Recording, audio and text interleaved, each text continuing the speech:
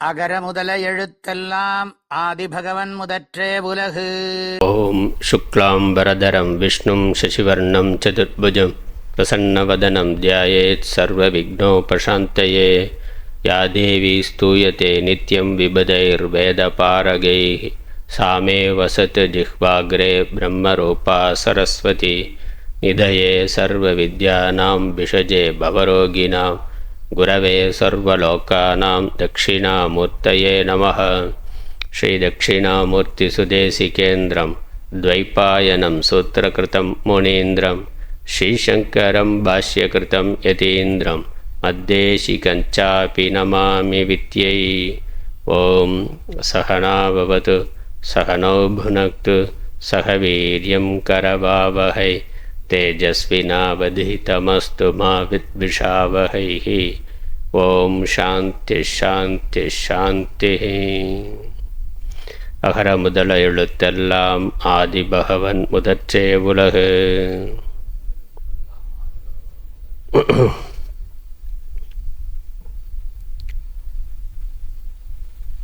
திருக்குறள் பாயிரத்தில் 3வது அதிகாரம் நீத்தார் பெருமை. முதல் அதிகாரமாக கடவுள் வாழ்த்து இருந்தது. கடவுள் வாழ்த்துக்கு பிறகு வான் சிறப்பு, வான் சிறப்புக்கு பிறகு நீத்தார் பெருமை. இறைவன் உலகத்தை நடத்துகின்றார்.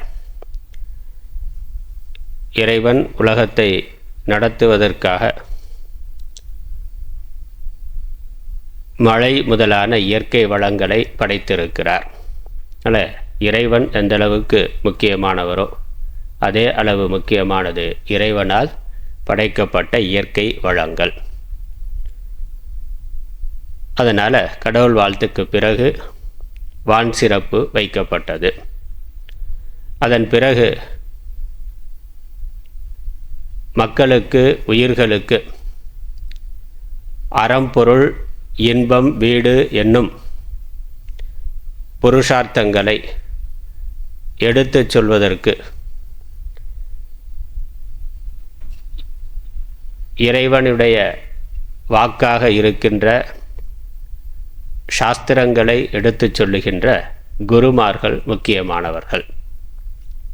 அதனால் இந்த உலக இயக்கம் சரியாக நடப்பதற்கு எந்த நோக்கத்தோடு நம்முடைய வாழ்க்கை இருக்க வேண்டும், எப்படி இருக்க வேண்டும் என்பதை மனிதர்களுக்கு எடுத்துச் சொல்வதற்கு குரு பரம்பரை முக்கியமானது.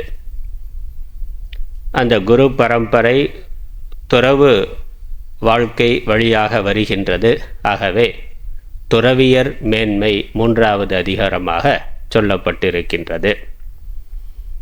இந்த 3வது அதிகாரம் நீத்தார் பெருமை, துறவிகளுடைய பெருமை, மேன்மை, சிறப்பு.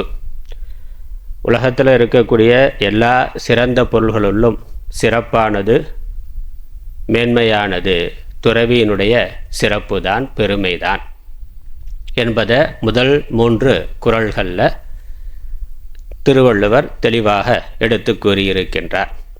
மாதா பிதா குரு தெய்வம் என்று சொல்லுகின்றோம். அந்த தெய்வத்தன்மையை அடைவதற்கு ஜீவர்கள், மனிதர்கள் தெய்வத்தை அடைவதற்கு குரு வழிகாட்டியாக இருக்கின்றார். அல்ல, புருஷார்த்தம் நிறைவேறுவதற்கு குரு இல்லாமல் இல்லை. குரு இல்லா வித்தை குருட்டு வித்தை என்று சாஸ்திரம் சொல்லியிருக்கு, பெரியவர்கள் சொல்லியிருக்கிறார்கள். அதனால் மனிதன் அவர்களுடைய லட்சியத்தை அறிந்து கொள்வதற்கு, அடைந்து கொள்வதற்கு ஞானம், கல்வி இன்றியமையாதது. அந்த ஞானம், கல்வி குரு மூலமாக கிடைக்கக்கூடியது. ஆகவே குருவின் பெருமைதான் உயர்வானது. குருர் பிரம்மா குருர் விஷ்ணுர் குருர் தேவோ மகேஸ்வரஹ குரு சாக்ஷாத் பரம்பிரம்ம தஸ்மை ஸ்ரீ குரவே நமஹ என்று பார்க்கிறோம். குருதான் பிரம்மா, குருவே விஷ்ணு, குருவே பரமேஸ்வரன், குரு சாக்ஷாத் பரம்பிரம்மே. ஆகவே இந்த குரு, சந்நியாசி, துறவி அவருடைய பெருமை மேலானது. குரு தான் வாழ்க்கையில் அடைய வேண்டியதை அடைந்தவராக இருக்கின்றார். ஆகவே அடைய வேண்டிய லட்சியத்தை அடைய வேண்டிய லட்சியம் இறைவன்தான். அந்த இறைவனை அடைந்தவராக இருப்பதனால மற்ற உலக விஷயங்களெல்லாம் அவருக்கு ஒரு பொருட்டு அல்ல. ஆகவே அனைத்தையும் தியாகம் செய்து இருக்கின்றார். முக்கியமாக இங்கே தியாகம்ங்கிற பொழுது அகங்கார மமக்கார தியாகம்தான். நான் எனது என்ற இரண்டையும் விட்டிருத்தல் என்பதுதான். யான் எனது எனும் செருக்கறுப்பான் வானோர்க்கும் உயர்ந்த உலகம் புகும். மோட்சம் இறைநிலை என்பது அகங்கார மமக்காரத்தை விடுதல் என்பதுதான். அந்த இறைவனுக்கு அந்நியமாக வேறொன்றும் இல்லை, நான் இல்லை என்று தெரிந்து கொண்டு அஞ்ஞான காரியமான இந்த அகங்காரத்தை நீக்கிக் கொள்வதுதான் துறவு. அதனால் அப்படி இந்த நான் என்பதை விட்டவர்கள், எனது என்பதை விடுத்து, அந்த சிறிய வரையறைகளை விடுத்து எல்லாம் இறைவனே என்று இருக்கக்கூடிய துறவிகள், அதுதான் ஞானத்திலேயே மேலான ஞானம். அந்த நிலையை அடைந்தவர்கள்தான் மேலானவர்கள். ஆகவே நீத்தார் பெருமை எல்லா பெருமைகளுள்ளும் உயர்வானது, மேலானது, மேன்மையானது. இப்படி சொல்லி இதற்கான விளக்கத்தை திருவள்ளுவரை கொடுக்கின்றார் 4வது பாடலிலிருந்து. நீத்தார் பெருமை எல்லா பெருமைகளுள்ளும் சிறந்தது அதுதான் என்று. ஏன் சிறந்தது என்பதற்கான விளக்கம் திருவள்ளுவரை கொடுத்திருக்கிறார். 4வது பாடலிலிருந்து அதைத்தான் பார்க்கிறோம். 4வது திருக்குறள் படிக்கலாம். உரனென்னும் தோட்டியான் ஓரைந்தும் காப்பான், வரனென்னும் வைப்பிற்கோர் வித்து.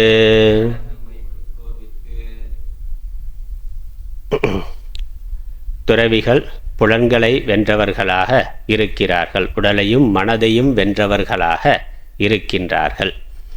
இந்த உடலையும் மனதையும் வெல்லுதல் என்பதுதான் மோட்சம் என்ற மேலான அந்த நிலத்திற்கு விதையாக இருக்கின்றது. அதான் தொடக்கம். இந்திரிய நிகிரகம்ங்கிறதான் தொடக்கம். ஞானம் என்பது முடிவு. ஞானம் ஞான சித்தி வர வேண்டும் என்றால் அதற்கு முதல்ல இந்திரிய நிகிரகம்ங்கிறது இருக்கணும். அதனால் அது விதையாக சொல்லப்பட்டிருக்கின்றது. ஞானம் என்பது கனி என்றால் இந்திரிய நிகிரகம் புலனடக்கம் என்பது விதை. அதனால் உரன் என்னும் தோட்டி ஓரைந்தும், இங்கே தோட்டி என்பது யானையை கட்டுப்படுத்துறதுக்காக யானை பாகன் வைத்திருக்கக்கூடிய அந்த அங்குசம், அதற்கு தோட்டின்னு பேர். அது தோட்டியாக உருவகப்படுத்தப்பட்டதுனால இந்த 5 இந்திரியங்களும் யானைகள் என்று புரிந்து கொள்ள வேண்டும். யானைகளாக உருவகப்படுத்தப்படுகின்றது. யானை மாதிரி பலம் பொருந்தியதாக இருக்கின்றது. எளிதில் அடக்க முடியாததாக, வெல்ல முடியாததாக இந்த புலன்கள் பொறிகள் இருக்கின்றன. அதில் பொருள் பார்த்தோம்னா மனதை சார்ந்து இயங்குகின்ற பொறிகளாகிய இந்த ஓர் 5ம்னு இருக்குது. 5ங்கிறது 5 ஞான இந்திரியங்கள். மெய்வாய் கண் மூக்கு செவி என்ற 5 இந்திரியங்கள். ஓர் என்பதற்கு 2 விதமாக அர்த்தம் கொடுக்கலாம். ஓர் 5ன்னு பிரித்து, ஓர் என்பது மனது, ஒன்றும் 5ம். ஓர் 5ங்கிறது 1ம் 5ம் எடுத்துக்கொள்ளலாம். அல்லது ஓர்ந்து சிந்திக்கின்ற மனதும் மனதை சார்ந்து இயங்குகின்ற 5 இந்திரியங்களும். ஓர்தல் அப்படின்னாலே சிந்தித்தல் என்ற அர்த்தம். சிந்தனைக்கு ஆதாரமாக இருக்கக்கூடிய மனது. அப்புறம் 5 இந்திரியங்கள். அல்லது ஓர் வித்து என்று பிரித்தும் விளக்கம் கொடுக்கிறார்கள். அந்த வித்துங்கிறதுக்கு ஓர் வித்து, வைப்பிற்கோர் வித்து. அங்கேயே ஓர் இருக்குது. வரனென்னும் வைப்பிற்கோர் வித்துன்னு அங்கேயும் ஓர் இருக்குது. வைப்பிற்கு ஒரு விதையாக இருக்கின்றது. மோட்ச நிலத்திற்கு வைப்பு என்பது நிலம். வரன்னா மேலானது என்ற அர்த்தம். மேலான மோட்ச நிலத்திற்கு விதையாக இருக்கின்றது.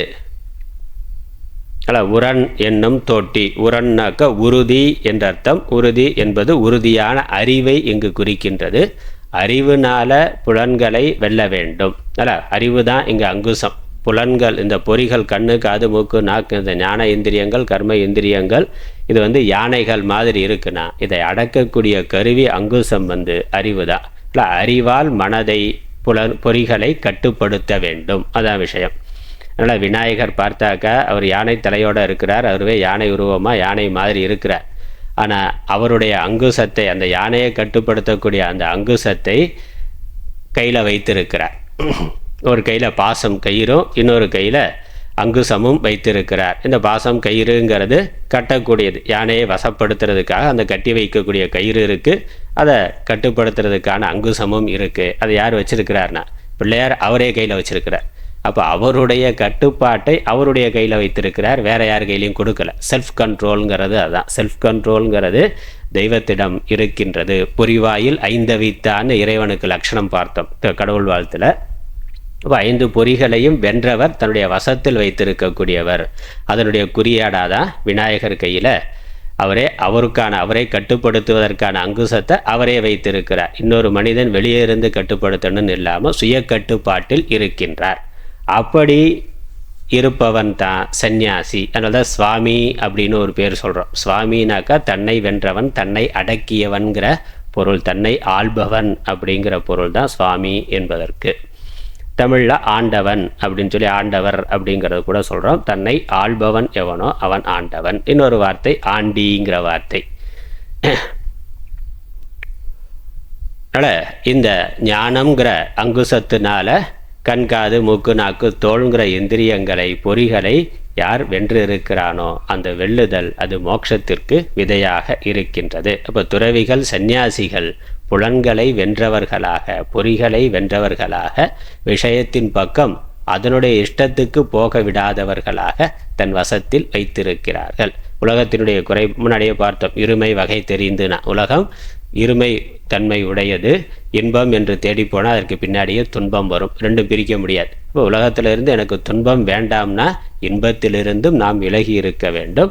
இந்த உலக இன்பத் துன்பங்கள் நிலையில்லாதவை, மாறுபடக்கூடியவைன்னு புரிந்து கொண்டு அதற்கு பின்னால் செல்லாமல் புலன்களை அடக்கி நிலையான பரம்பொருளான இறைவனிடத்தில் மனதை நிறுத்தியவர்கள். முன்னாடியே சொன்னார், அதுவும் கடவுள் வாழ்த்திலேயே சொல்லியிருக்கிறாரு, இந்திரிய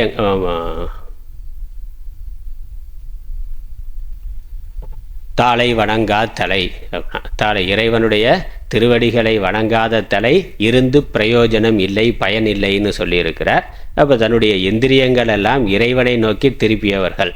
பார்க்கறதுனா இறைவனை பார்க்கறது, தியானம் பண்ணுறதுனா இறைவனை நினச்சி தியானம் பண்ணுறது, கேட்கறதுனா வேத மந்திரங்களை கேட்கறது, இறைவனுடைய பெருமைகளை கேட்கறது, பேசுறதுனா இறைவனுடைய பெருமைகளை பேசுறது.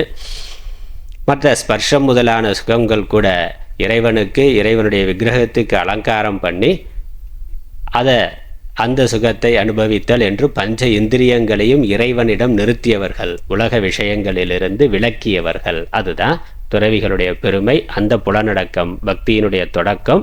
அதுதான் மோட்சத்திற்கான விதை அதுதான். அதனால் வரன்னா மேலானதுன்னு அர்த்தம், வைப்புனா நிலம்னு அர்த்தம். முடிவு என்னென்னா தமம். இது வேதாந்தத்தில் சமம் தமம்னு சொல்கிறோம். சாதன சதுஷ்டயத்தில் சமாதி சட்க சம்பத்திகின்னு இருக்குது. சமம்ங்கிறது மன அடக்கம், தமம்ங்கிறது பொறி அடக்கம்.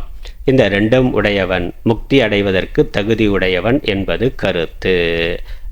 இந்த சமம் தமத்துக்கு சாதனம் என்ன அப்படின்னா விவேகம் தான். அதுதான் இங்கே அங்குசம்னு சொல்லிட்டேன். அதனால் விவேக வைராக்கியம், பிறகு சமாதி சட்க சம்பத்திகி. இப்போ சமாதி சட்க சம்பத்திக்கு சாதனம் விவேக வைராக்கியம். இந்த உலகத்தினுடைய தன்மை, நிலையற்ற தன்மை, மாறுபடக்கூடிய தன்மை, இதை ஆராய்ந்து அறிந்து அனித்தியமான உலக விஷயங்கள்லிருந்து மனதை விலக்கி நித்தியமான இறைவனிடத்தில் மனதை நிறுத்துதல்.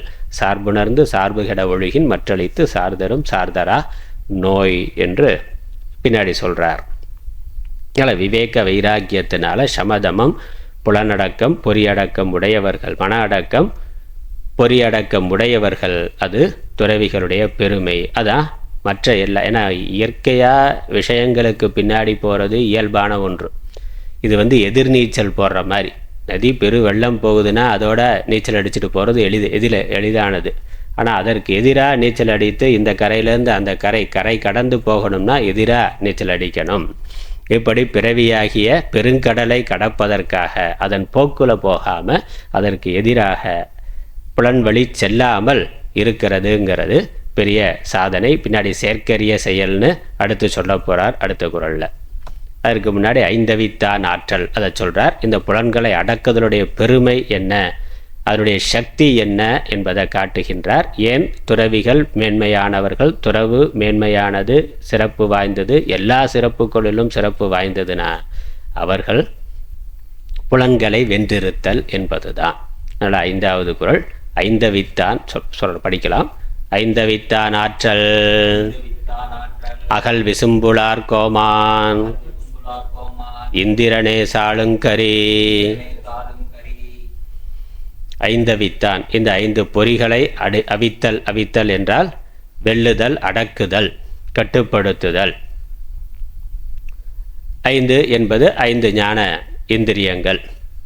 அவர்களுடைய சக்தி, இந்த 5 அவிக்கிறதுனால கிடைக்கக்கூடிய சக்தி என்ன, அவர்களுடைய 5 அவித்த துறவிகளுடைய ஆற்றல் என்ன, சக்தி என்ன என்று பார்க்கிற பொழுது இந்திரன் முதலான தேவர்களுக்கும் வரத்தையோ சாபத்தையோ கொடுக்கக்கூடிய ஆற்றல் உடையவர்களாக இருக்கிறார்கள்.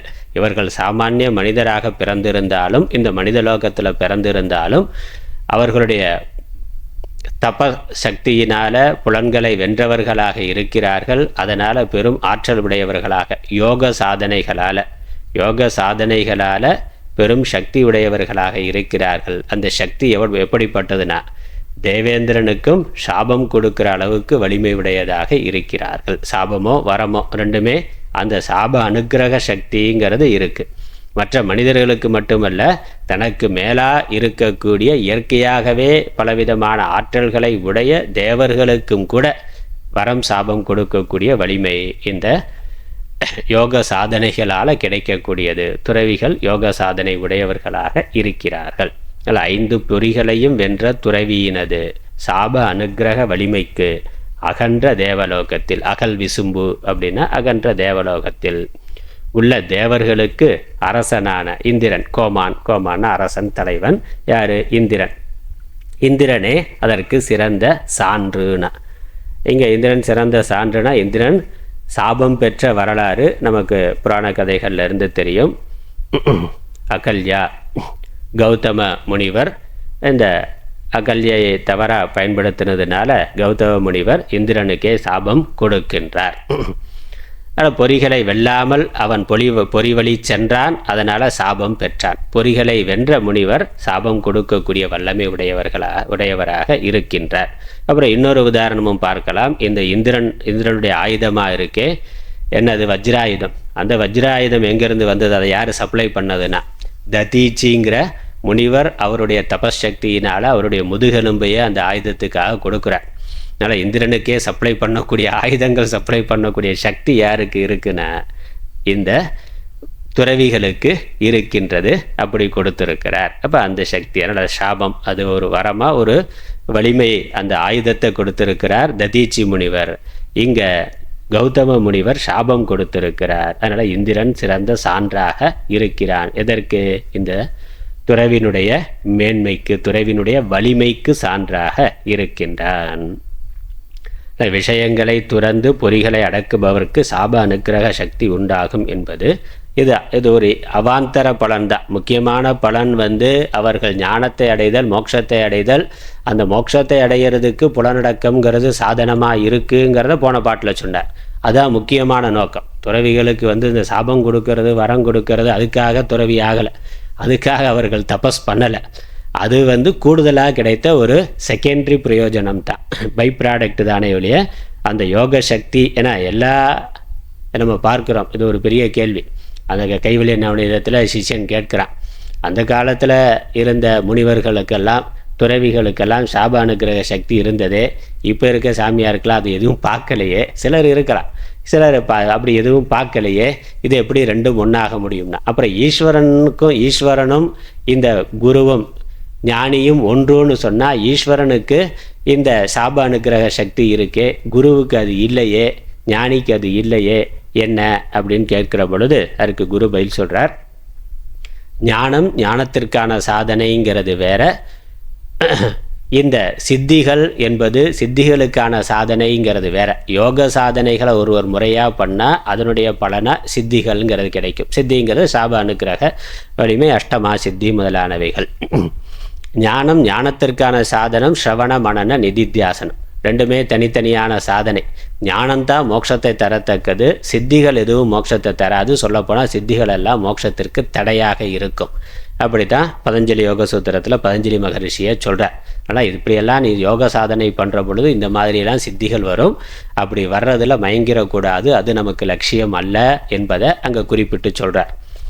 அதனால் யோக சாதனைகளையும் அந்த காலத்தில் இருந்த ரிஷிகள் பண்ணியிருந்தார்கள் என வேற இல்லை. அவர்களை முழு நேரமாக ஞான சாதனைகளோட யோக சாதனைகளையும் பண்ணார்கள். யார் ரெண்டையும் செய்திருக்கிறார்களோ அவர்களுக்கு ஞானமும் இருக்கும், இந்த மாதிரி சாப அனுக்கிரக சக்தியும் இருக்கும். அப்படி இல்லை, ஞான சாதனைகள் மட்டும் ஸ்ரவண மனன நிதித்தியாசனம் மட்டும் பண்ணியிருந்தாருன்னா அவருக்கு ஞானம் தெளிவாக இருக்கும், அந்த ஞானத்தினால ஜீவன் முக்தராக இருப்பார். அதுதான் விதேக முக்தியை கொடுக்கத்தக்கது, அதுதான் மோட்சத்தை தரத்தக்கது. அதோட யோக சாதனையும் செய்திருந்தால் அதனால் சித்திகளானது இருக்கும். ஞானம் இல்லாத வெறும் யோகம் அந்த சித்திகள் மட்டும் மோட்சத்தை தராது. ஆனால் சித்திகள் இல்லாத ஞானமானது மோட்சத்தை தருங்கிறது சாஸ்திரத்தில் தெளிவாக இருக்கக்கூடிய விஷயம். அதனால் இந்த காலத்திலையும் சிலருக்கு அந்த சித்திகள் இருக்கிறத பார்க்கிறோம். அப்போ அவர்கள் அந்த யோக சாதனையும் செய்திருக்கிறார்கள். இப்போ சதாசிவ பிரம்மேந்திரால் பார்க்கிறோம், அவர் யோக நிஷ்டராகவும் இருந்தார், ஞான பிரம்மனிஷ்டராகவும் இருந்தார். ஞானத்திலையும் தெளிவாக அத்வைத நிஷ்டைங்கிறது இருந்தது, அதுக்கப்புறம் யோக சாதனையிலையும் நிஷ்டராக இருந்தார். அதனால் அவருக்கு ரெண்டுமே அந்த சக்தியும் இருந்தது. அதனால் இது தெளிவாக புரிந்து கொள்ளணும்.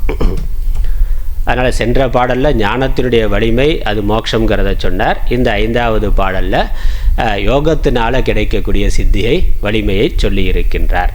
அதனால் இதில் ஆகவே இந்த துறவிகளுடைய பெருமை ஏன் பெருமைனா இந்த 6வது பாட்டில் தெளிவாக சொல்கிறார். செயற்கரிய செய்வார் பெரியர், சிறியர் செயற்கரிய செய்கலாதார். இந்த புலன்களை அடக்குதல் இந்திரிய ஜெயம் என்பது தான் செயற்கரிய செயல் என்பதை இந்த பாட்டில் காட்டுகின்றார். 6வது திருக்குறள். செயற்கரிய செய்வார் பெரியர் சிறியர் செயற்கரிய செய்கலாதார். பெரியர் செயற்கரிய செய்வார், செயற்கரிய செய்கலாதார் சிறியர்.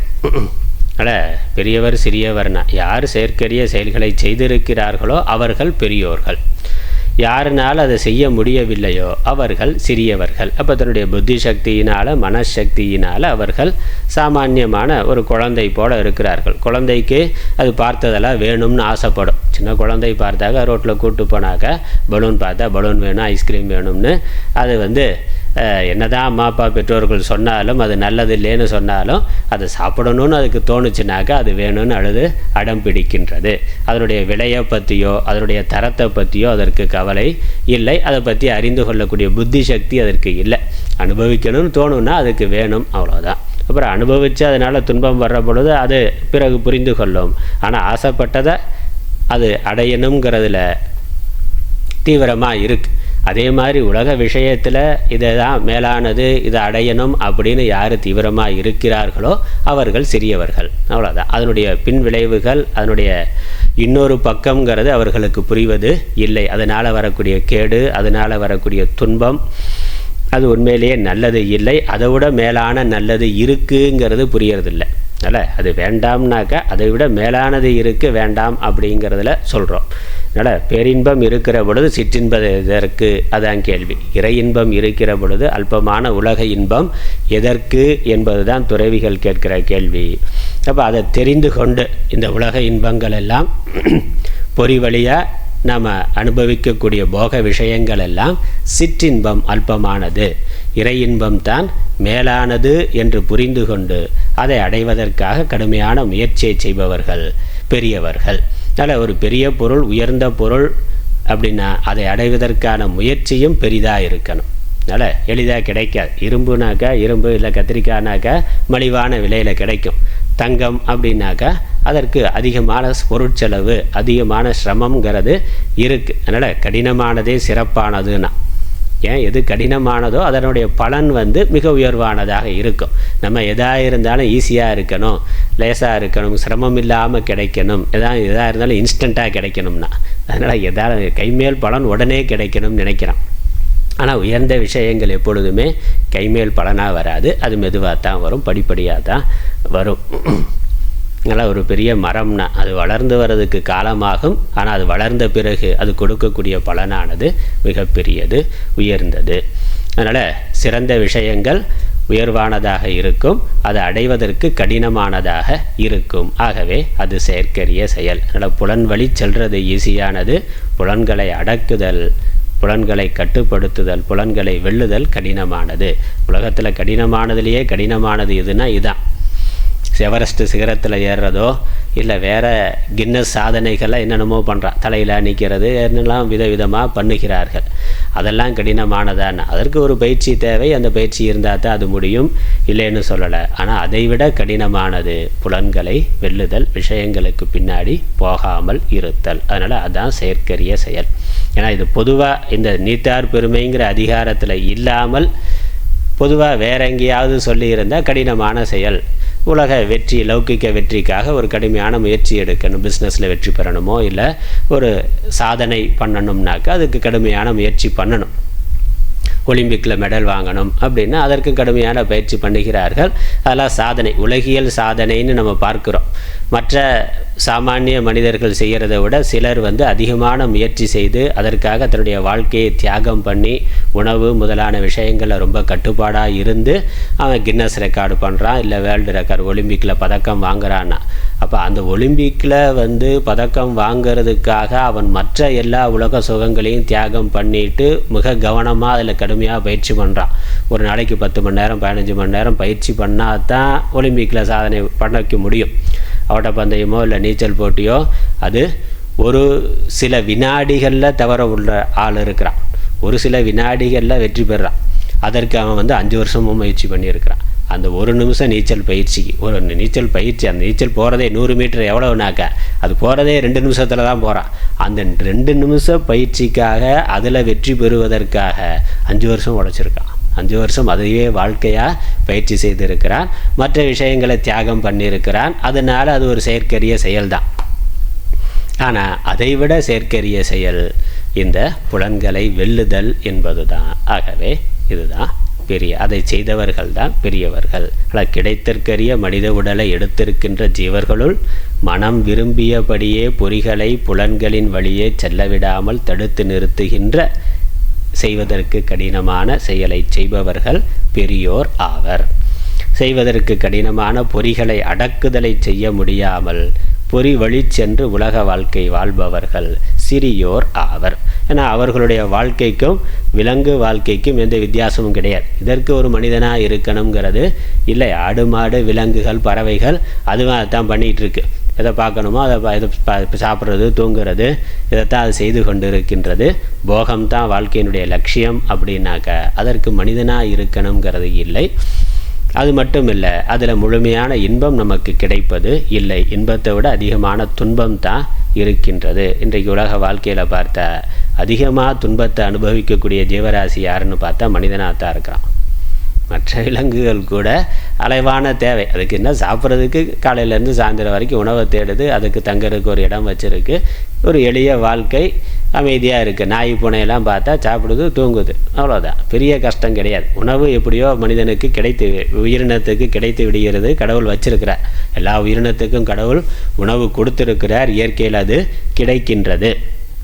அந்த உணவு தேடுதல் அப்படிங்கிறத தவிர அதுக்கு பெரிய போராட்டம்ங்கிறது இல்லை. ஆனால் மனிதன் 10 மணி நேரம் 12 மணி நேரம் உழைக்கிறான், உணவு கிடைக்குது. மற்ற அதற்கு மேலே இந்த உணவு உடை இருப்பிடம்ங்கிற அடிப்படை தேவைக்கு மேலே ஆடம்பர தேவைக்காக அதிகமாக சிரமப்படுறான் மனுஷன். மற்ற உயிரினங்கள் அடிப்படை தேவைகளோடு திருப்தி அடைந்து அமைதியான ஒரு வாழ்க்கையில் இருக்கின்றது. ஆனால் மனிதனுடைய ஆசையினால், இந்த மனதினுடைய பேராசையினால் அடிப்படை தேவைகளுக்கு கூட நேரம் கொடுக்க முடியாமல், சாப்பிட்றதுக்கு நேரம் இல்லை, தூங்குறதுக்கு நேரம் இல்லைன்னா அப்படி தான் ஓடிட்டு இருக்கான். பிஸ்னஸ் பண்ணுறவன் சாப்பிட்றது தூங்குறதுக்கு கூட நேரம் இல்லை. மனைவி குழந்தைகளோட மகிழ்ச்சியாக சந்தோஷமாக பேசி இருக்கிறதுக்கு கூட நேரம் கொடுக்க முடியாமல் பணம் சம்பாதிக்கிறது பிஸ்னஸ்னு போயிட்டுருக்காங்க. அப்படி போய் என்னத்தை கண்டா? ஒன்றும் இல்லை. இதையும் போகும்போது எதையும் எடுத்துகிட்டு போகிறது கிடையாது. உடம்பு ஆரோக்கியம் போகுது, வாழ்க்கை முழுக்க அதற்காக போகின்றது. என்ன சுகம்னா இல்லை, சுகத்தை விட துன்பம் தான் மிகுதியாக இருக்கின்றது. அதனால் இந்த புலன்வழி செல்லுதல் என்பது மனிதனை மிகுந்த துன்பத்தில் ஆழ்த்தக்கூடியது. பின்னாடி சொல்கிறார், அவ்வாறு தள்ள பார்க்குறோம். யாதனின் நீங்கியான் நோதல்னா, எந்தளவுக்கு விஷயங்கள்லேருந்து விலகி இருக்கிறோமோ அந்தளவுக்கு சுகமானது இருக்கின்றது. அப்போ மிகுதியான சுகம் வேண்டும்னா மிக குறைவான விஷயம் இருக்கணும். மிகுதியான விஷயங்களை விளக்கிறது தான் சுகத்தை தரும். நம்ம அறியாமையினால் நிறைய பொருள் இருக்கிறது சுகம் நினைக்கிறோம். உண்மையிலே குறைவான பொருள் இருக்கிறது தான் சுகம். சுகங்கிறது பொருள் சார்ந்தது அல்ல, அது மனசு சார்ந்ததுங்கிறது புரியணும். துறவி அதை புரிந்திருக்கிறான். ஆகவே மனதை அடக்கி சுகமாக இருக்கின்றான். அறியாத மனிதர்கள் இந்த விஷயத்தை அடைகிறதுனால சுகம் என்று விஷயத்தை தேடுறதிலேயே இயல்பான சுகத்தை கூட தவற விட்டு விடுகிறார்கள். இயல்பாக குழந்தையாக இருக்கிற பொழுது மிகச்சிறிய விஷயங்களே சந்தோஷத்துக்குரியதாக இருந்தது. ஒன்றுமே இல்லாமல் குழந்தை அது பாட்டுக்கு சந்தோஷமாக சிரித்து விளையாடி கொண்டு இருக்கு. அதே குழந்தை வளர்ந்து பெரிய ஆளானாக்கா சந்தோஷத்துக்கு உலகப் பொருள்களை உறவுகளை சார்ந்ததாக மாறிவிடுகின்றது. அதனால் இந்த சந்தோஷம் எப்படி வரும்னா, மனது விஷயங்களை நோக்கி அல்லது மனது ஆசையினால் சஞ்சலப்படுறதுனால இயல்பான அமைதியானது கெடுகின்றது. மனசு இயல்பாக அமைதியாக இருக்குது. அந்த அமைதி எதனால் கெடுதுன்னா, எப்போ ஆசை வருதோ அப்போ அமைதியானது கெடுகின்றது. ஆசை இல்லைன்னா மனது அமைதியாக இருக்குது. மனசு அமைதியாக இருந்தால் சந்தோஷமாக இருக்குது. அந்த சந்தோஷங்கிறது நமக்கு இயல்பாக இருக்கக்கூடிய ஒன்று. மனது ஆசை வயப்படுகின்ற பொழுது அதனுடைய அமைதியை இழந்து விடுகிறது. அதனால் சந்தோஷம் போயிடுது. அப்போ ஆசை வயப்படுகின்ற பொழுது ஆசை எதனால் வருது? விஷயங்களை பார்த்து ஆசை வருது. அப்போ மனிதன் என்ன நினைக்கிறான்? இந்த விஷயங்களை அடைகிறதுனால அந்த ஆசை அடங்கும். ஆசை அடங்கினா சந்தோஷம் வரும். அதனால் எப்படியாவது விஷயத்தை சம்பாதிக்கிறோம். சம்பாதித்த உடனே தற்காலிகமாக ஆசை அடங்குது. ஆசை அடங்கணுன்னு ஒரு சுகம் இருக்குது. அதனால் என்ன நினைக்கிறோம்? விஷயத்திலேருந்து சுகம் வந்தது அப்படின்னு நினைக்கிறோம். ஆனால் அப்படியே அது நிரந்தரமாக இருக்கான்னா கொஞ்சம் நேரத்தில் அடுத்த விஷயத்தின் மேலே ஆசை வருது. ஏற்கனவே சம்பாதித்த பொருள் இருக்குது, அதில் திருப்தி இல்லைன்னா இன்னும் அதற்கு மேலே இன்னும் வேறு அப்படின்னு வேறு விஷயங்களில் ஆசை வர்ற பொழுது அந்த முதல்ல வந்து அமைதியானது போய்விடுகிறது. திரும்ப அடுத்த பொருளை சேருன்னு அப்போ ஆசை வர்றது, அதனால் அமைதி கெடுது. ஆசைப்பட்ட பொருளை கொடுத்து அமைதியை அடைகின்றோம். இப்படி பொருளை சார்ந்தே மன அமைதிங்கிறது இருக்கின்றது. ஆனால் இந்த மன அமைதியை அடையிறதுக்கு இன்னொரு எளிய வழின்னா அதான் கடினமான வழின்னு சொல்கிறேன். ஆசைதான பிரச்சனைக்கு காரணம். ஆசையை விஷய பொருளை கொடுத்து ஆசையை அடக்கலாம். விஷயம் இல்லாமல் மனதில் இருந்து ஆசையை நீக்கிட்டாலே மனசு அமைதியாக இருக்கும். இப்போ ஆசைப்படப்பட ஆய்வரும் துன்பத்துக்கு காரணம் ஆசை. அதனால் இந்த ஆசை நிறைவேறுனா நம்ம துன்பம் போய்விடும் அப்படின்னு பொருளை கொடுத்து ஆசையை நீக்கிறதுக்கு முயற்சி பண்ணுறோம். ஆனால் இந்த துறவி என்ன பண்ணுறார்? விவேகத்தினால மனதில் ஆசையை எழாமல் பார்த்து கொள்கிறார். ஆசை இருந்தால் தானே பிரச்சனை, ஆசை வந்தால் தானே பிரச்சனை. ஆசை இல்லாமல் புலன்களை கட்டுப்படுத்தி விஷயங்களை பார்க்காம விஷயங்களை கேட்காம ஆத்மாவிலேயே மனதை லயப்படுத்தி மனதை சலனம் இல்லாமல் பார்த்து கொள்ளுகின்றார். சலனம் இல்லை, அதனால் அமைதியானது நிம்மதியானது இருக்கின்றது. அதனால் இந்த இன்பம்ங்கிறது நமக்கு இயல்பாக இருக்குது. ஆசையினால் அது தடைப்படுகின்றது. அந்த ஆசையை நீக்கிறதுனால நம்ம இயல்பான அமைதிக்கு செல்ல முடியும். துறவி என்ன பண்ணுறார்? ஆசைப்பட்ட பொருளை கொடுத்து மனதை அடக்காமல் மனதில் இருந்து ஆசையை நீக்கி விடுகிறார். விவேகத்தினால, ஞானத்தினால, ஈஸ்வர பக்தியினால் ஆசையை நீக்கி விடுகின்றார். அது அறியாத அஞ்ஞானிகள், சாமானிய மனிதர்கள், அதை சிறியர்னு சொல்லிட்டார். அவர்கள் விஷயத்தை கொடுத்து மனதை திருப்திப்படுத்தி விடலாம்னு நினைக்கிறார்கள். அதனால் முடிவு என்னென்னா, இந்த போக வாழ்க்கை வாழ்தல் எளிது, யோக வாழ்க்கை வாழ்தல் அரிது. யோக வாழ்க்கை தான் நமக்கு சுதந்திரமான நிம்மதியை கொடுக்கும். போக வாழ்க்கையில் ஒரு சந்தோஷம் இருக்குது, நிறைவு இருக்குனாலும் அது சார்புடையது, புறப்பொருள்களை சார்புடையதாக இருக்குது. யோக வாழ்க்கை புலனடக்கம், மன அடக்கம், அது சுதந்திரமானதாக நம்மை சார்ந்ததாக இருக்கின்றது. அது அதே சமயம் அந்த சாதனையானது செய்வதற்கு கடினமான ஒன்று. ஏன்னா இது இயற்கைக்கு எதிரான ஒன்று என்றாலும் அது சாத்தியமில்லாத ஒன்று அல்ல, கடினமான ஒன்று. அதனால் துறவிகள் அந்த கடினமான சாதனையை செயற்கரிய செயலை செய்திருக்கிறதுனால அவர்களுடைய சிறப்பு சிறப்பானது, மேலானது, எல்லா சிறப்புகளுள்ளும் சிறப்பானது. அது இல்லை என்றால் மனித வாழ்க்கை சாமான்யமாக இருக்கும். அதனால் அறியாத சிறுவர் ஆவார். மனித பிறவியின் பயன் பிறவா நிலை எனும் வீடு பேறு அடைதல். அதற்கான தவ வாழ்க்கையை வாழாத மனிதர்கள் மனித பிறவியை வீணாக்குதலால் அறியா சிறுவர் ஆவார். அதனால் கிடைத்திருக்கிற மனித பிறவியை இந்த அல்பமான உலக சுகத்துக்காகவே பயன்படுத்துபவர்கள் பிறவியை வீணாக்குபவர்கள் ஆவார்கள். அவர்கள் தற்கொலை செய்து கொண்டவருக்கு சமானம்னு ஆச்சாரியர் சொல்கிறார் விவேக சூடாமணியில். இந்த புருஷார்த்தத்துக்காக மனித வாழ்க்கையை பயன்படுத்தலைன்னா அது தற்கொலை செய்து கொண்டதற்கு சமானம். அடுத்த பாடல். அது எப்படி உலக விஷயங்கள் அனுபவிக்காமல் இருக்க முடியும் அப்படின்னு கேள்வி கேட்டால் அதற்கு இங்கு கொடுக்குறார் ஞானம்தான். இந்த ஞானம் தெளிவாக இருந்தால் விஷயத்தில் இருந்து சுகம் வர்றதில்லைங்கிறது நமக்கு தெரியும். இந்த உலகம் எங்கே இருக்குது, விஷயம் எங்கே இருக்குன்னா நம்முடைய புத்தியில் தான் இருக்குது அப்படின்னு சொல்லிட்டார். அதனால் இங்கே தெளிவான ஆத்ம ஞானமானது துறவிகளுடைய பெருமைக்கு காரணம் என்று இந்த 7வது பாடலில் காமிக்கிறார்.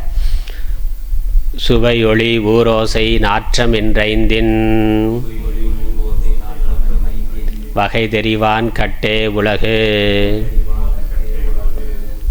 சுவை, சுவைனா தெரியும், சுவை அறுசுவை, நாக்கால் வாக்கால் வாயால் சாப்பிட்டு அனுபவிக்கக்கூடிய ஒரு சுகம் ஞான இந்திரியமாக இருக்குது. சுவையே அதாவது சுவை அப்படிங்கிறது நாக்கு என்பதில் இருக்கக்கூடிய ஒன்று. பொருள்களுடைய தன்மை என்ன? நம்ம உடம்பு உயிர் வாழணும்னா அதற்கு உணவு வேணும்.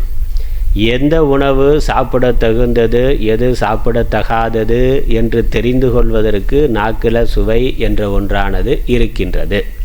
அப்படி தான் இயற்கையாக இருக்கிறது. நமக்கான உணவை கண்டுபிடிக்கிறதுக்கு நாக்கில் போட்டாக்கா நல்ல உணவு கெட்ட உணவு அப்படிங்கிறது தெரியும். மிகுதியான சுவை உடம்புக்கு கெடுதல், சுவையே இல்லாமல் இருந்தாலும் அது தாமச உணவு உடம்புக்கு பயனில்லை.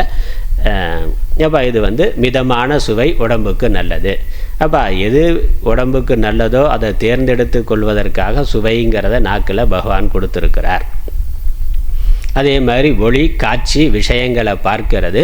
அப்போ நமக்கான உணவு எங்கே இருக்குது, உயிர் வாழ்க்கைக்கு தேவையான உணவு அல்லது இந்த உடம்புக்கு ஆபத்து வருதுன்னா புறத்தில் இருக்கக்கூடிய விஷயங்களை பார்த்து இப்படி ஆபத்து வருது அப்படின்னு புரிந்து கொள்வதற்கு காட்சிங்கிற ஒரு கருவி கண்ணானது இருக்கின்றது.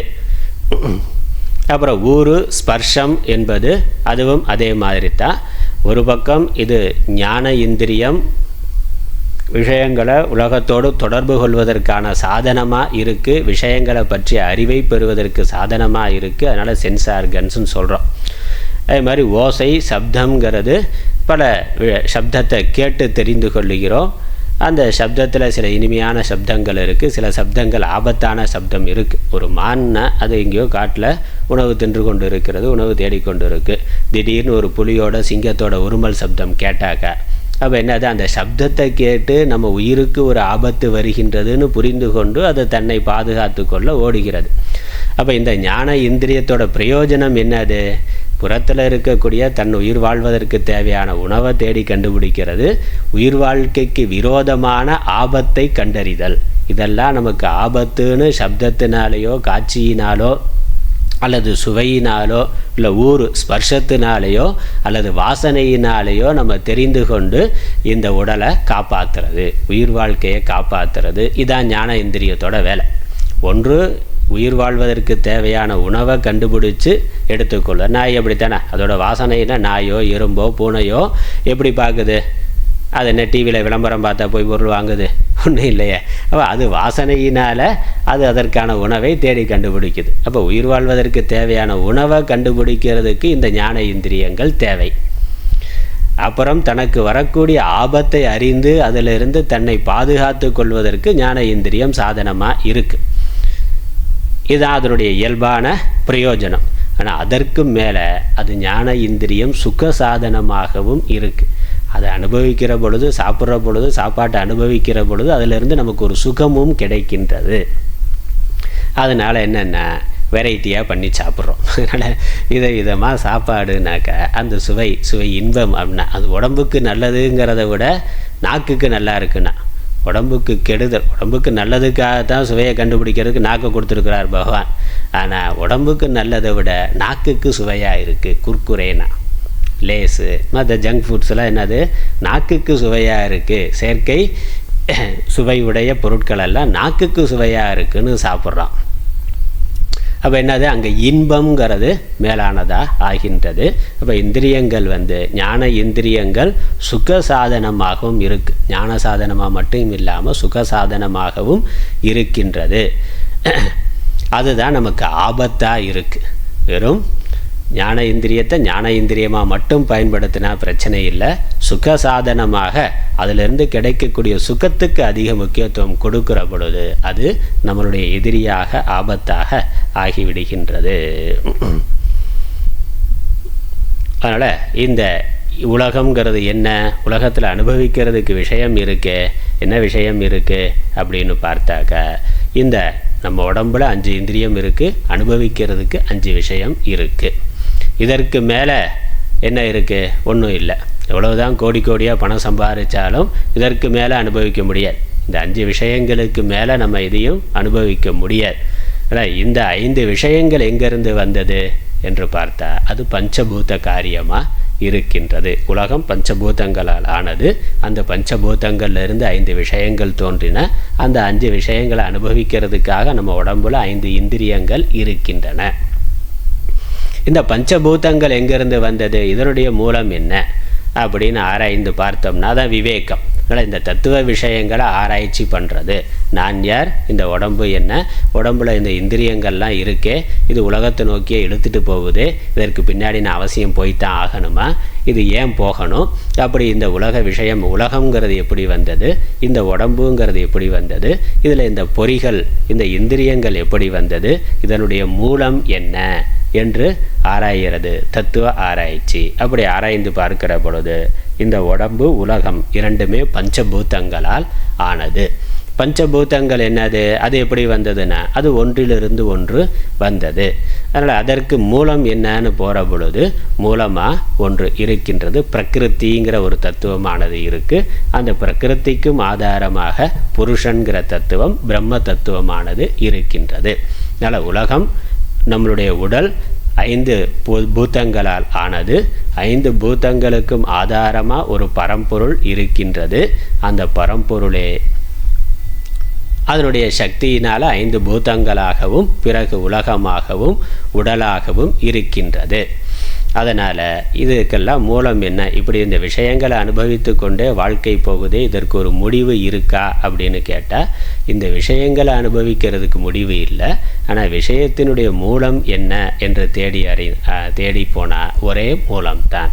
அப்போ நான் யார், நான் எதுவாக இருக்கிறேனோ அதுவாகத்தான் உலகமும் இருக்கின்றது. அதனால் இந்த இந்திரியங்கள் வழியாக அனுபவிக்கக்கூடிய சுகமெல்லாம் அனித்தியமானது, தற்காலிகமானது. அது ஒரு விவேகம். அதனால் இதற்கு ஒரு முடிவு இல்லை. எவ்வளவுதான் நம்ம பிறந்ததுலேருந்து சாப்பிட்டுக்கிட்டே இருக்கோம், என்றைக்காவது போதும்னு தோன்றுறது. ஏதாவது உரலில் போட்டு இடிச்சாவது சாப்பிடுன்னா, இல்லை மிக்சியில் போட்டு அடித்தாவது குடி, அப்படித்தான் தோணுதே ஒழிய அனுபவிக்கிறதுல போதுங்கிற எண்ணமானது வருவதே இல்லை. அதுதான் நம்மளுடைய இன்பத்துக்கு மட்டுமல்ல துன்பத்திற்கும் காரணமாக இருக்கின்றது.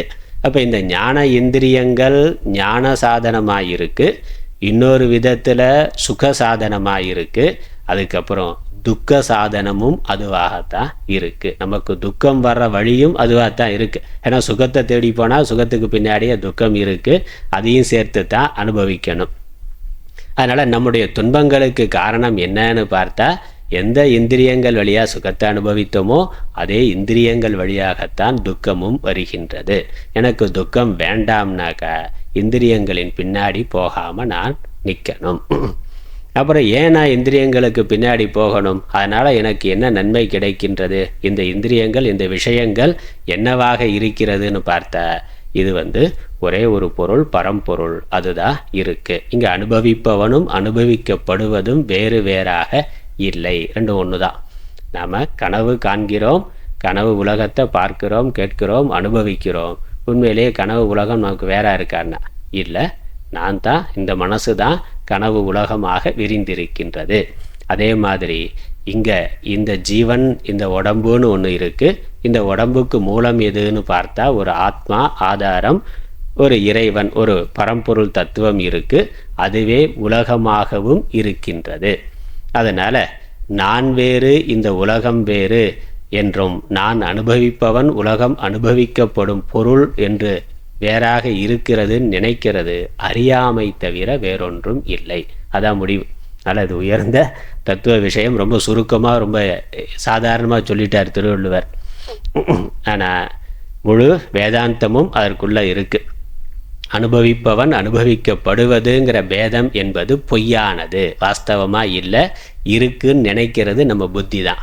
அதனால் இந்த உலகம் எனக்கு அந்நியமாக இருக்கிறதுன்னு நாம் நினைக்கிறது உண்மையில் நம்ம புத்தியில் இருக்கக்கூடியது. உலகமே நம்ம புத்தியில் தான் இருக்குது, வெளியே இல்லைன்னா. எப்படி கனவு உலகம் நம்ம மனசில் தான் இருக்குது, வெளியே இல்லையோ, அதே மாதிரி நனவு உலகமும் நம்ம மனசில் தான் இருக்குது, வெளியே இல்லை என்பது தான் உண்மை. அதனால் பஞ்ச விஷயங்களும் பொறிகளும் பஞ்சபூத காரியங்கள் ஆகும். பஞ்சபூதங்களும் பரம்பொருளின் காரியம் ஆகும். பரம்பொருள் ஒன்றே பஞ்சபூதங்களாகவும் விஷயங்களாகவும் அதை அனுபவிக்கின்ற உடல்களாகவும் ஜீவன்களாகவும் ஆகி இருக்கின்றது என்று அறிபவன் தனக்கு அந்நியமாக உலகை காண்பது இல்லை. அதனால் வகை தெரிவான் கட்டே உலகுனா சுவை ஒலி உரு ஓசை நாற்றம் என்ற 5 வகைனா இதனுடைய மூலம் என்ன, இது எங்கேருந்து வந்தது, ஏன் நான் இதுக்கு பின்னாடியே ஓடணும் அப்படின்னு அதனுடைய ஆதாரத்தை தேடி போகிற பொழுது அந்த ஆதாரம் நான் தான். கனவுல ஒரு விஷயத்தை தேடி போனான், அதை பெரிய மேலான சுகம் தரக்கூடியதாக தெரிந்தது. அதை எப்படியாவது அடைஞ்சிருன்னு தேடி போய் அதை அடைய முடியலை. விழித்து எழுந்த அது நான் தான். கனவுல எதை தேடி போனனோ அது என்னுடைய மனதினுடைய கற்பனை, எனக்கு அந்நியமாக இல்லை, அது வெறும் தோற்றம்தான். நான் தான் இன்னொன்றாக அறியப்படுவதாக காணப்படுவதாக கனவில் இருந்திருக்கின்றேன். அதே தான் நனவும். அதனால் இந்த ஆத்மாவுக்கு அந்நியமாக ஒன்றும் இல்லை, எனக்கு அந்நியமாக ஒன்றும் இல்லைன்னு இந்த தத்துவ ஞானம் இருக்கிறவரா துறவி இருக்கிறார். அதுவே துறவினுடைய பெருமை. அதனால் இந்த 4 பாட்டு, 4வது பாட்டிலிருந்து 7வது பாட்டு வரைக்கும் துறவிகளின் பெருமைக்கு காரணம் ஐம்பொறிகளை அடக்குதல், புலனடக்கம் அப்படிங்கிறது ஒன்று. அப்புறம் யோக சாதனைகளால் பலவிதமான சித்திகளை உடையவர்களாக இருக்கிறார்கள், அது ஒன்று. அதற்கு மேலே தத்துவ ஞானம் உடையவர்களாக இருக்கிறார்கள். இதுதான் துறவியினுடைய மேன்மை. எல்லா பெருமைகளிலும் துறவியினுடைய பெருமை தான் மேன்மையானதுன்னு சொன்னதுக்கு காரணம் இந்த 3 தான். துறவிகள்கிட்ட இருக்கக்கூடிய புலனடக்கம், யோக சாதனை, தத்துவ ஞானம். அடுத்த பாடல்ல அவர்களுடைய சக்தியை பயன் இந்த ஞானத்தினுடைய பிரயோஜனத்தை சொல்லுகின்றார். அப்படி துறவிகள் அவர்கள் அளவில் அவர்கள் ஞானம் உடையவர்களா, திருப்தியானவர்களா, நிறைவானவர்களாக இருக்கிறார்கள். அதனால் சமூகத்துக்கு என்ன பிரயோஜனம், மற்றவர்களுக்கு என்ன பிரயோஜனம்னா அவர்களுடைய ஞானத்தை சாஸ்திரங்களாக ஆக்கி கொடுத்திருக்கிறார்கள். அது அவர்கள் சமூகத்திற்கு செய்திருக்கக்கூடிய பெரிய தொண்டுனா.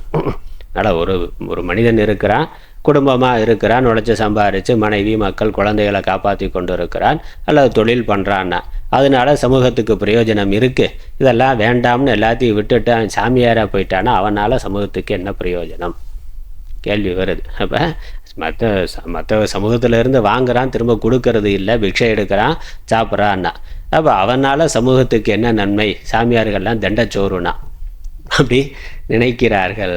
அதற்கு தான் சொல்கிறாரு, அவர்களுடைய தவசக்தி அது சமூகத்துக்கு நன்மையை தரத்தக்கது. பின்னாடி துறவரவியெல்லாம் தவம் பற்றி சொல்கிற போது சொல்ல போகிறார். அங்கே தவம்ங்கிறதுல இருக்குது.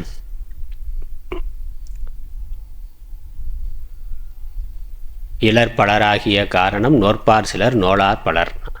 இந்த உலகத்தில் வறுமை மிகுதியாக இருக்கிறதுக்கு காரணம் தவம் செய்பவர்களுடைய எண்ணிக்கை குறைஞ்சு போனதுங்கிறார். இப்போ தவம் மிகுதியாகிற பொழுது இயற்கை வளங்கள், மழை முதலானவைகள் சிறப்பாக இருக்கும், அதனால் இயற்கை வளம் இருக்கும். அதனால் சமூகத்துக்கு நன்மை. அவனால் என்ன நன்மைனா அவன் பண்ணுற தபஸே சமூகத்துக்கு பெரிய நன்மையை கொடுக்கத்தக்கது. அப்புறம் அவர்களுடைய உபதேசம், அவர்களுடைய ஞானம் உலகத்தை நல்வழி காட்டக்கூடியது. அது சத்தியமான வாக்கு. அதான் இதில் சொல்கிறார். நிறைமொழி பாடலை படிக்கலாம். 8வது திருக்குறள். நிறைமொழி மாந்தர் பெருமை நிலத்து மறைமொழி காட்டிவிடும். இவர்களுடைய பெருமை என்னன்னா அவர்களுடைய ஞான வாக்கு, சத்தியமான வாக்கு. நிறைவடையும் அப்படின்னா நிச்சயமாக, நிறைமொழினாக்கா நிச்சயமாக நிறைவேறுகின்ற மொழி. அதனால் வாக்சக்தி உடைய துறவிகளுடைய சிறப்பை இப்போ பூமியின் கண் அவர்கள் கூறிய வேத மொழியே கண்கூடாக பயனை கொடுத்து உணர்த்தி விடுகின்றது. அது அவர்களுடைய வாக்கு நமக்கு வாழ்க்கைக்கு பயன் தரத்தக்கதாக இருக்கின்றது, நிச்சயமான பலனை தரத்தக்கதாக இருக்கின்றது. அவர்கள் சாபம் கொடுத்தா அதுவும் நிறைவேறும், வரம் கொடுத்தா அதுவும் நிறைவேறும். அவர்கள் உபதேசமானது நம்மளுடைய வாழ்க்கைக்கு வழிகாட்டியாக இருக்கின்றது. அதை விட மேலானது வேற என்ன வேணும்? அந்த ஞானம். ஒரு வரம் கொடுத்தா கூட குறிப்பிட்ட ஒரு விஷயத்துக்கு தான் கொடுக்க முடியும். ஏதோ ஒரு வரம் கொடுக்குறாருன்னா அப்போ அது ஒரு தனி மனிதனுக்கு ஒரே ஒரு பலனை கொடுக்கக்கூடியதாக தான் இருக்கும். கடவுள் வரம் கொடுத்தாலும், புத்திரன் இல்லை வரம் கொடுன்னு தபஸ் பண்ணுறாருன்னா கடவுள் வரத்தை கொடுத்துட்டு போயிடுறார். மற்ற விஷயங்கள்லாம் சரியாயிருமானா நம்ம என்ன கேட்குறோமோ அந்த வரத்தை கொடுக்குறார். மற்ற பிரச்சனைகள்லாம் இருந்துக்கிட்டு தான் இருக்குது. ஆனால் குரு என்ன பண்ணுறார்? இந்த துறவி அவருடைய ஞானத்தை கொடுக்கின்றார். அந்த ஞானம் நம்மளுடைய எல்லா பிரச்சனைகளுக்கும் தீர்வாக இருக்கும். அப்போ எப்படி வாழணும், எதற்காக வாழணுங்கிற அந்த தத்துவ ஞானமானது காலகாலத்திற்கு மனிதர்களுக்கு வழிகாட்டக்கூடியதாக இருக்கின்றது. திருக்குறள்னா 2000 வருஷத்துக்கு முன்னாடி அவர் எழுதினது இன்றைக்கும் நமக்கு பயன் தரத்தக்கதாக இருக்குது. திருமந்திரம், இப்படி அடியார்களுடைய பாடல்கள், மகான்கள், துறவிகள், யோகிகளுடைய எல்லா சாஸ்திரங்களும், யோக சாஸ்திரமாக இருக்கலாம் அல்லது ஞான சாஸ்திரங்கள் இருக்கலாம், உபனிஷத்துக்கள், தர்ம சாஸ்திரங்கள் எல்லாமே நமக்கு காலகாலத்துக்கும் பயன் தரக்கூடிய ஞான செல்வமாக இருக்கின்றது. அதுதான் அவர்களுடைய பெருமைக்கு முக்கியமான காரணம். அல்லது சத்தியத்தை அறிந்தவர்களாக இருக்கிறார்கள். அவர்கள் சொல்லுகின்ற வாக்கு சத்தியமாக இருக்கின்றது. அதனால் மனிதர்கள் சத்தியத்தை உணர்ந்து கொள்வதற்கு அவர்கள் வழிகாட்டிகளாக இருக்கிறார்கள். ஆகவே அவர்கள் பெருமைக்கு உரியவர்கள். அடுத்த குறள். இதில் நிறைமொழினா பொய்யாகாத வாக்கு, மறைமொழி என்பது வேத மந்திரங்கள். வேதத்தை ஒட்டுன எல்லா சாஸ்திரங்களும் நமக்கு தமிழ்லையும் சம்ஸ்கிருதத்துலேயும் பார்த்தோம்னா பாரத தேசத்தில் எண்ணற்ற சாஸ்திரங்கள், எல்லாத்துக்கும் சாஸ்திரம் இருக்குது. எல்லாத்தையும் முறைப்படுத்தி அழகாக தெளிவாக சொல்லி இருக்கிறார்கள். அதனால் ஞான சாஸ்திரம் இருக்குது, யோக சாஸ்திரம் இருக்குது, பக்தி சாஸ்திரம் இருக்குது, தர்ம சாஸ்திரம் இருக்குது. எல்லாமே காலகாலத்துக்கு உலகத்தில் இருக்கக்கூடிய எல்லா மனிதர்களுக்கும், எந்த கலாச்சாரத்தில் இருந்தாலும், எந்த தேசத்தில் எந்த காலத்தில் இருப்பவர்களுக்கும் பயன் தரத்தக்க தத்துவ விஷயங்களை, மெய்ப்பொருளை சொல்லி இருக்கிறார்கள். அதுதான் பெருமை. துறந்தவருடைய பெருமையை அவர்கள் கூறிய வாழ்க்கைக்கு பயன் தரும் சொற்கள் காட்டுகின்றன. நிறைமொழி மாந்தர் ஆணையில் கிளந்த மறைமொழி தானே மந்திரம் என்ப தொல்காப்பியம் சொல்லுது. அடுத்த குறள். அவர்களுடைய பெருமை இன்னொரு விதமாக சொல்லப்படுகின்றது. குணமென்னும் குன்றேறி நின்றார் வெகுளி, கணமேயும் காத்தலரிது.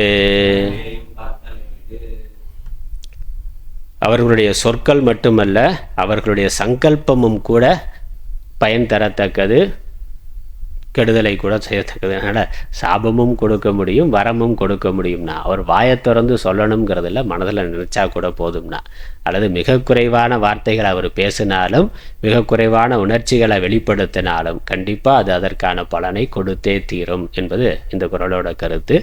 குணம் என்னும் குன்றேறி நின்றார் வெகுளி. நற்குணங்கள் என்னும் குன்றின் உச்சியில் இருக்கும் துறவியரது கோபமானது, வெகுளினா கோபம். அவருக்கு கோபம் வருமானா? வரலாம், வரும். நியாயமான கோபமாக இருக்கும். இந்த வாசனைங்கிறது மனதில் இருக்கிறது. அனாதி காலமாக மனதில் நம்ம அனுபவித்த விஷயங்கள் எல்லாம் பதிவாக இருக்குது. அதனால் அந்த வாசனை வெளிப்படுகின்ற பொழுது துறவிகளுக்கும் கோபம் வரும். ஆனால் அந்த கோபம் நியாயமானதாக இருக்கும். அதே சமயம் ரொம்ப நேரம் இருக்காது. மிக குறைவான நேரத்திலே அதிலிருந்து அவர்கள் வெளிவந்து விடுவார்கள், அந்த கோபத்தை அடக்கி விடுவார்கள். ஆனால் அந்த கோபத்துக்கு ஆளானவர்கள் அதனுடைய பாதிப்பிலிருந்து தப்பித்தல் என்பது இயலாது. பார்க்கிறோம், துர்வாச முனிவர், விஸ்வாமித்திரர், அவர்களுடைய சாபம். அப்புறம் அவருக்கு பரிகாரம் அவர்களே சொல்லுவாங்க. ஐயோ தப்பு பண்ணிட்டேனே, இப்படி சாபம் கொடுத்துட்டீங்களே, கொஞ்சம் ஏதாவது பண்ணுங்கன்னா அதுக்கு அது மாற்ற முடியாது. ஏன்னா அது சத்திய வாக்கு. வாயிலேருந்து வந்துட்டா, சாபம் கொடுத்துட்டாக்கா அது அவர்களே மாற்ற முடியாது. அப்போ அதற்கு மாற்றா பரிகாரமாக வேறு ஏதாவது சொல்லுவார்கள். அதனால் அது தடுக்க இயலாது. அதனால் கோபம் வராது, கோபம் வந்தால் அதை தடுத்தல் இயலாது. குணம்ங்கிறது குணங்கள், நற்குணங்கள், எல்லா நற்குணங்களும் பொருந்திய, முக்கியமாக ஞான குணங்கள் எல்லாம் உடையவர்களாக இருக்கிறார்கள். ஏன்னா சாமானியர்களும் நிறைய நல்ல குணமுடைய மனிதர்கள் சமூகத்தில் இருக்கிறார்கள். ஆனால் துறவிகிட்ட இருக்கக்கூடிய நற்குணம் ஞான குணங்கள், துறவு, மெய்யுணர்வு, பற்றின்மை போன்ற மேலான குணங்கள். அதில் அவர்கள் உறுதியாக இருக்கிறார்கள். அதனால் அது குன்றுன்னு சொல்கிறார். எப்படி குன்று மலையானது அசையாததாக, உயர்வானதாக, உறுதியானதாக இருக்கோ, அதை போல அவர்கள் நற்குணங்களிலிருந்து மாறுபடாதவர்களாக, உறுதியானவர்களாக, நிலை பெற்றவர்களாக இருக்கிறார்கள். அப்படிப்பட்டவர்களுக்கு கோபம் வந்தால் அது அதற்கான பலனை கொடுத்தே தீரும். முனிவர்களது சொற்கள் மட்டுமல்ல, உணர்வுகளும் மெய்யான பலனை தரவல்லவை. அதனால் அவர் வாயை திறந்து சொல்லணுங்கிறது இல்லை. மனதில் சங்கல்பம், சரி ஏதோ போய் சாமியார்ட்ட சொல்கிறோம், பிரச்சனையை சொல்கிறோம்னா சரின்னு கேட்டுக்குவார். அதுக்கு மேலே அவர் வாயை திறந்து சொல்லணுங்கிறது இல்லை. அவர்கள் நல்லா இருக்கட்டும் அப்படின்னு மனதில் நினைத்தாலே போதும், அது நடக்கும். இல்லை யாருக்கோ ஒரு யாரோ அவருக்கு துன்பத்தை கொடுக்குறார்கள்னா, அவர் மனசு அதனால் வருந்ததுன்னா அது கூட அது பாதிப்பை ஏற்படுத்தும். அவர் வார்த்தையில் கோபமாக வெளிப்படுத்தணுங்கிறது இல்லை. ஒரு மனசு வருந்துகிற மாதிரி யாரோ ஒரு செயலை செய்கிறார்கள்னா, மனசில் ஒரு சுணக்கம், ஒரு வருத்தம் வந்ததுன்னா அது கூட விளைவை, பாதிப்பை ஏற்படுத்தும். அதனால் ரொம்ப கவனமாக இருக்கணும். துறவியை பூஜிக்க வேண்டாம், பூஜிக்கலைனாலும் பரவாயில்ல, நிந்திக்கக்கூடாது. அது முக்கியமானது. 10வது குறள் இறுதியாக சொல்கிறார். அதனால் துறவிகள் தான் அவர்கள் சாந்த ஸ்வரூபம் என்பதை சொல்கிறார். துறவினுடைய பயன் அதனால் அருளுடைமை அப்படின்னு தான் ஆரம்பிக்குது. துறவரவியல் ஆரம்பமே அருள் உடைமை என்பது தான். ஆனால் இந்த அருள் நிறைந்தவர்களாக துறவிகள் இருக்கின்றார்கள்.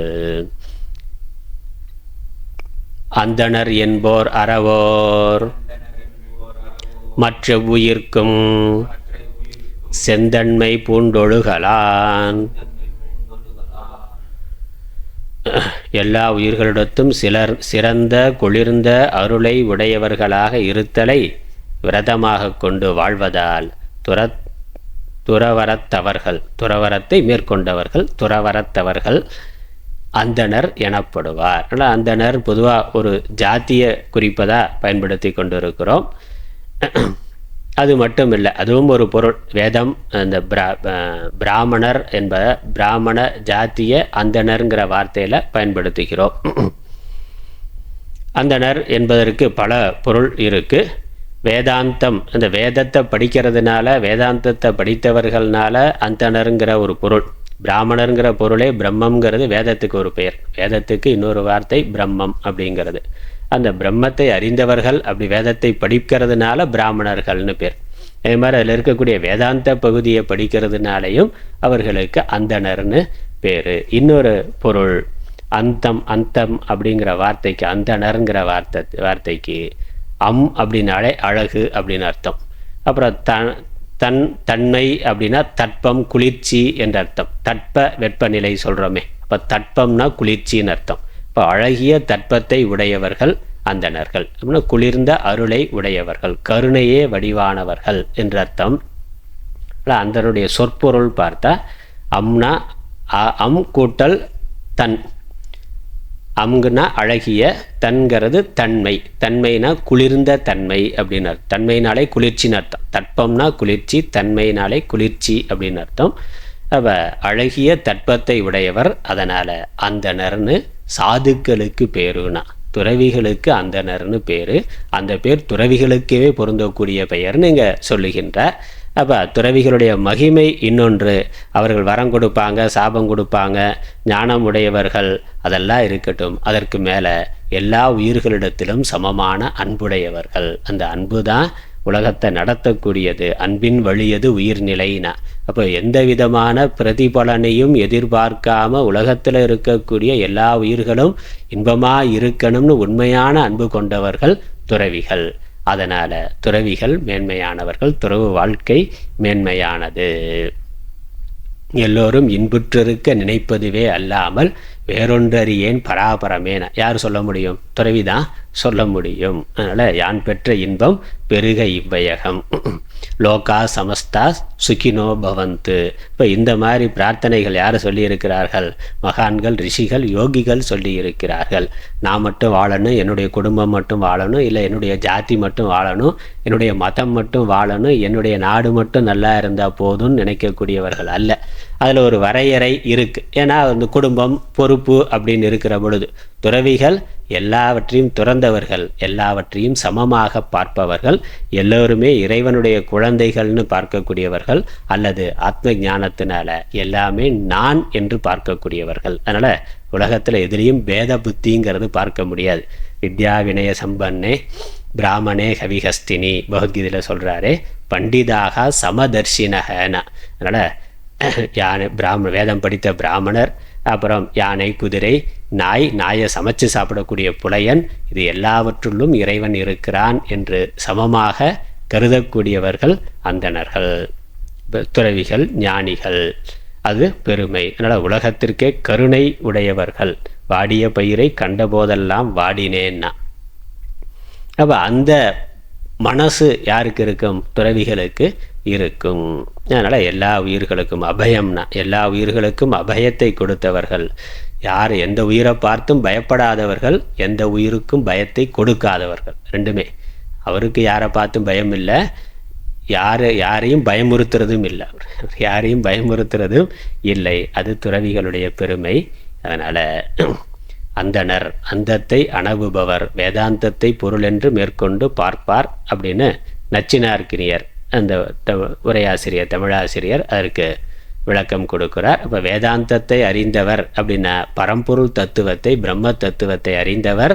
பிரம்ம தத்துவத்தை அறிந்தவர்னா எல்லாமே சர்வம் பிரம்மமயம் என்று இருப்பவர், எல்லாவற்றிலும் இருக்கக்கூடிய ஆத்மாவை அறிந்தவர், எல்லாம் ஒன்றுங்கிற ஞானத்தோடு இருப்பவர். ஒன்று, அந்த ஞானம் இருக்கிறதுனாலேயே எல்லா உயிர்களையும் தன்னை போல கருதுபவர், எல்லா உயிர்களிடத்திலும் சமமான கருணை, அன்பு உடையவர். அறவோர் துறவரத்தை பின்பற்றுபவர்கள். செந்தன்மைன செவ்வையான அருள், பிரதிபலன் எதிர்பார்க்காத அன்பு, எல்லா உயிர்களிடமும் சமமான அன்புடையவர், அன்பு கொண்டிருத்தலையே விரதமாக கொண்டிருப்பவர் என்பது துறந்தார் பெருமைகளுள் சிறந்ததுனா. ஆகவே நீத்தார் பெருமை. இவ்வாறு நீத்தார் பெருமை 3வது அதிகாரத்தில் துறவிகள் போற்றுதலுக்குரியவர்கள், பெருமைக்குரியவர்கள், எல்லா பெருமைகளுள்ளும் சிறந்தது துறவிகளுடைய பெருமைதான் என்று, இந்த எவர்கள்தான் மற்ற எல்லா மனிதர்களுக்கும் அறம்பொருள் இன்பம் வீடுங்கிற புருஷார்த்தத்தை எடுத்து சொல்லத்தக்கவர்கள் குருமார்கள். அவர்கள் போற்றத்தக்கவர், வணங்கத்தக்கவர்கள் என்று அவர்களை வணங்கி மேற்கொண்டு இல்லற தர்மத்தை சொல்ல போகிறார். இல்லற தர்மத்தை சொல்றதற்கு முன்னாடி பாயிரத்தில் இன்னொரு அதிகாரம் இருக்கு, அறத்துப்பால். அந்த அறம் என்பதை ஏன்னா அவருடைய நூலுடைய விஷயம் என்னது? தர்மத்தை சொல்லுதல் தான், தர்மசாஸ்திரத்தை எடுத்து சொல்றது தான், அதில் தான் நோக்கம்.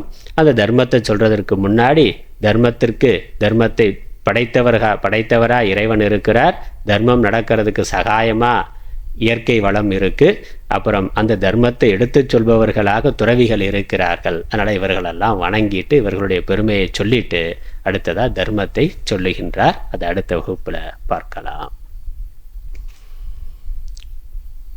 ஓதற்கு எளிதாய் உணர்தற்கு அரிதாகி வேதப் பொருளாய் மிக விளங்கி தீதொற்றோர் உள்ளுதொரும் உள்ளம் உருக்குமே வள்ளுவர் வாய்மொழி மாண்பு. ஓம் ஈஸ்வரோ குருராத்மேதி மூர்த்திபேத விபாகினே வியமவத்யாப்த தேகாய தட்சிணாமூர்த்தயே நமः. ஓம் பூர்ணமதః பூர்ணமிதம் பூர்ணாத் பூர்ணமுதச்யதே பூர்ணஸ்ய பூர்ணமாதாய பூர்ணமேவாவசிஷ்யதே. ஓம் சாந்தி சாந்தி சாந்தி. ஹரி ஓம்.